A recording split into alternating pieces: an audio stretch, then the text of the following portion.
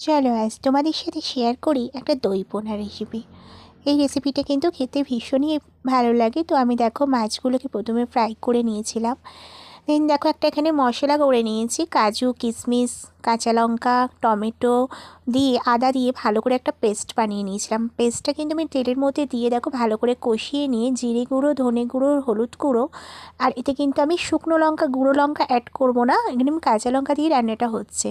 দেন দেখো ভালো করে কিন্তু সব রকম মশলা কষিয়ে নিয়ে আমি এখানে টক দইটা কিন্তু অ্যাড করে দিলাম।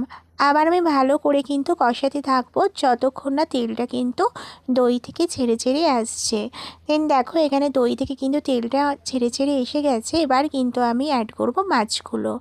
যত ভালো করে কষাবো রান্নার স্বাদ কিন্তু দ্বিগুণ হয়ে যাবে। দেন দেখো আমি এখানে মাছগুলো এখন অ্যাড করে দিলাম।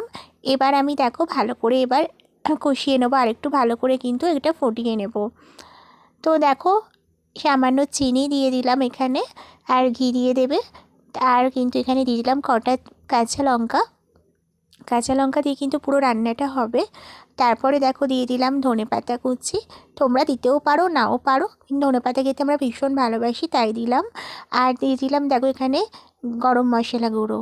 ব্যাস, রান্নাটা কিন্তু আমার ফাইনালি কমপ্লিট হয়ে গেছে। তো কেমন হয়েছে দই পোনার রেসিপিটা জানিও। আর তোমরাও বাড়িতে কিন্তু ট্রাই করে দেখো, ভীষণই ভালো খেতে হয় দই পোনাটা, ভীষণই টেস্টি খেতে লাগে। তো চলো আজকের মতো ভিডিওটা এখানেই এন্ড করছি। ভালো লেগে থাকলে লাইক কমেন্ট শেয়ার করতে ভুলো না। টাটা।